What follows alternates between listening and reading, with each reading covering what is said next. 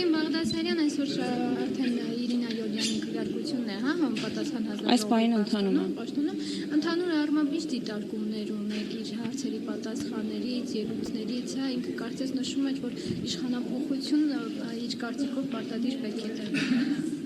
Ինձ էր խանգարում անել այդ իշխանափոխությունը եւ չհասնել այսօր ազգային ժողով։ Ինձ թվում է իշխանափոխության ցանկացած նկարտում, որ ընդդիմադիրներն ունեցել են, ձախողվել է հունիսի 7-ին, այնպես որ հորդորում եմ գալ կառուցողական դաշտ եւ հանգիստ ու հանդարտ աշխատել այն օրակարգի ներքո, որի թելադրում է իշխանությունը։ Տիկին Բաղդասարյան, ձեր տպավորությամբ ընդդիմությունը ունի սեփական օրակարգը, որով եկել է ազգային ժողով, արդեն երրորդ շաբաթն է ների ընդներնում ազգային ժողովի նիստերը, տպավորություն ունեք մասնավորապես Հայաստանի եւ Ուժեղ Հայաստան խմբակցությունների թիվ 1 օրակարգը ո՞րն է։ Ես առաքյունացել եմ այդ մասին խոսելու եւ պետք է ցավով կրկնեմ, որ օրակարգ անշուշտ ունեն, բայց այդ օրակարգը հայաստանյան օրակարգ չէ եւ թելադրվում այլ աշխարհաքաղաքական բևեռներից։ Մասնավորապես ինչ օրակարգի մասն է։ Ես ասել եմ այնտեղից, որտեղից գրվում են մեթոդիչկաները իրենց, Լուբյանկայից։ Խոսքի իշխանափոխության մասին արդեն ներքսյուն լինելով հանդերձ։ Ես գործընկերոջ հարցին պատասխանեցի օրակարգի վերաբերյալ, ինչպիսի օրակարգ ունեն, ասի օրակարգ ունեն, որը հայաստանյան օրակարգ չէ, Հայաստանի ծանդի։ Իսկ ընդհանուր առմամբ իրենց այս խոսույթը, հա, որ քրեական գործերը կապում են քրեական հետապնդումների, վրեժխնդրության, քինախնդրության հետ, ինչպես է դիտարկում։ Տեսեք, ցանկացած գործընթաց, որի ետևում կան քրեաիրավական որակավորումներ, կարճ ժամանակ անց ստանում է նաև քաղաքական ենթատեքստ։ Ինչն է պատճառը։ Պարզապես գործընկերները փորձում են խուսափել այն իրականությունից, որն ունենք։ Այսինքն մարդիկ իրենց դիզած հարստությունը, ապօրինի գույքը եւ ակտիվները, որոնք ունեն, փորձում են թաքցնել ժողովրդից, իսկ մեզ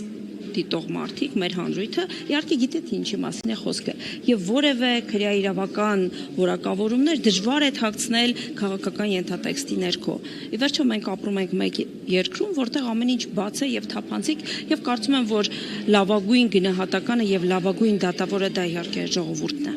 Տիկին Բաղդասարյան, վարչապետի տիկին Աննա Հակոբյանը ընտանեկան բռնությունների թեմայով վերջին շաբաթների ընթացքում գրառումներ է անում, հարցազրույցների շարք է սկսել, նաև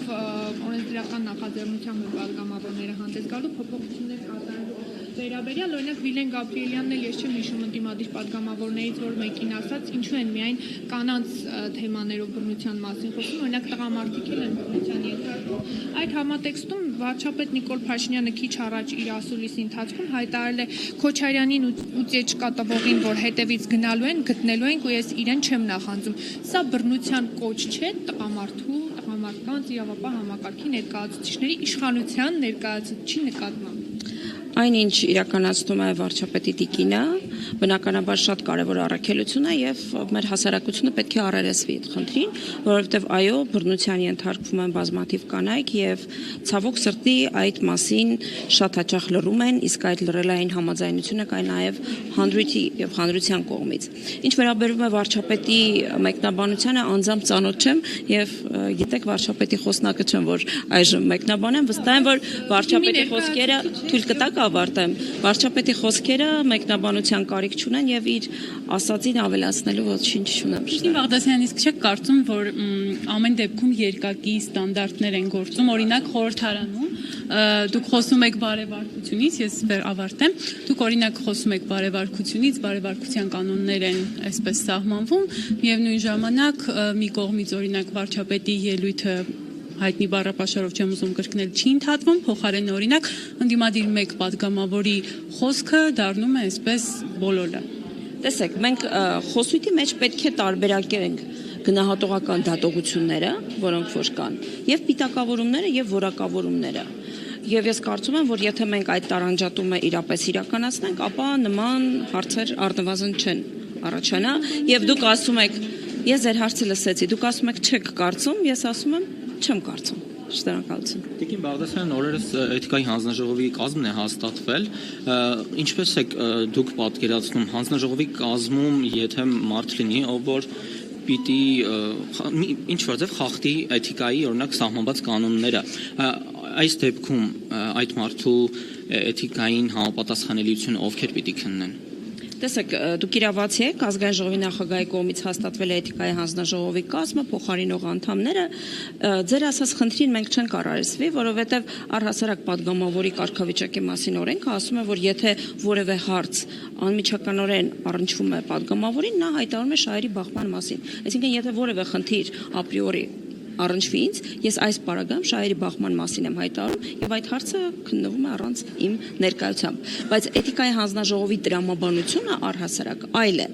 Ինչպես գիտեք, այդտեղ համամասնությունը հավասար է ընդդիմության եւ իշխանության, եւ եթե հարցը վերաբերում է ընդդիմադիր падգամավորի կա բանաձև քննության, թե ինչպես է տեղի ունենում եւ ճիշտ հակառակը, այնպես որ այստեղ որևէ խնդիր չի ծագելու։ Տեսեք, կազմում հանձնաժողովի կազմում կա մի հոգի, Վիլեն Գաբրիելյան, ով ժամանակներ առաջ հայտարարեց մանդատը վայր դնելու մասին եւ հայտարարեց, որ իր արարքը ազգային ժողովի падգամավորին վայր չէ։ Ոնց եք մեկնաբանում իր այնտեղ գտնվելը, խմբակցության կոնսենսուսով է եղել, թե հենց ինքն է առաջ Բնականաբար խմբակցության կոնսենսուսով է եղել եւ ես կարծում եմ, որ Վիլեն Գաբրիելյանը այն բացառիկ падգամավորներից է, ով իր հանրային վարքի համար ոչ միայն մեզ հայտնի Պարսավանքի ինստիտուտին է բախվել, այլ նաև անձնական որոշում է ունեցել մանդատը վայր դնել։ Նկատեք, սա չի եղել կուսակցության դիրքորոշում, սա չի եղել կուսակցության վարչության դիրքորոշում, որպես վարչության անդամ նաև ասում եմ, չէ, այդ ժամանակ վարչության անդամ չի, բայց ամեն դեպքում դա եղել է մարդու անձնական մոտեցումը։ Իսկ ինչ է ենթադրում էթիկայի հանձնաժողովը, որոշակի կարգապահական նաև զգոնություն եւ կարծում եմ Վիլեն Գաբրիելյանը լավագույնս դրսևորել է իրեն եւ սա պետք է լինի օրինակ ոչ թե գործողությունները, այլ հետևանքները բնականաբար։ Շին Բաղդասարյան, քանի որ Գյումրին հիշեցինք, վարչապետ Նիկոլ Փաշինյանը բազմիցս է հայտարարել, որ Գյումրիում արտահերթ ընտրությունների կարիք կա եւ աշնանը հնարավոր ընտրություններ են սպասում։ Դրանից առաջ նշում են, որ այն մարդիկ, ովքեր դերակատարություն կարող են ունենալ ընտրություններում, մասնավորապես ընդդիմադիր թեկնածուներից, նրան արդեն իսկ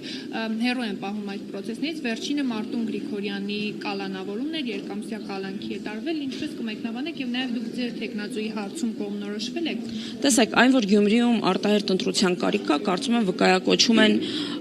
փողոցների վիճակը անմխիթար, իդեպ գիտեք վարչապետի հանձնարարությամբ յուրաքանչյուր տարի 25 կիլոմետր ճանապարհ կնորոգվի Գյումրիում։ Բնորոշում են օրինակ երեկ էլի գրառում տեսա, որ երեկոյան ժամերին շների հարձակում կար, հիշում եք գործողություններ ուներ իրականացնելու թիմը, որը չի անել։ Այդ մասին հուշում են լիքը աղբարկղերը, որոնք առկա են, մի խոսքով քաղաքային իշխանությունների անգործությունը եւ այո, Գյումրիում արտահերթ ընտրությունները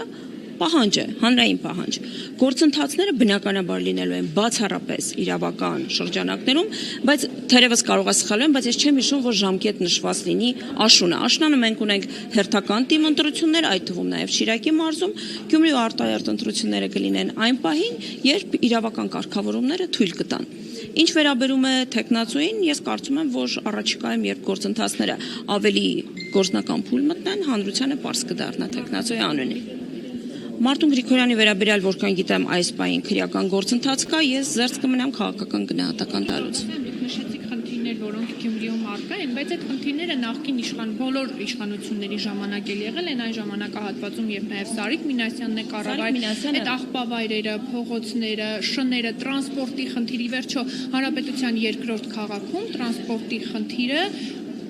եթե չասենք ահավոր վատ վիճակում է գտնվում, դա մեղմ ձևակերպում է։ Սարիկ Մինասյանը պաշտոնավարել է, ինչպես գիտեք, երբ որ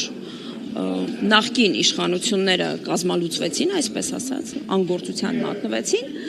վարչապետի որոշմամբ նշանակվել է եւ կարճ ժամանակահատված պաշտոնավարել է, իսկ գիտեք, եթե համայնքի ղեկավարը չունի ավագանու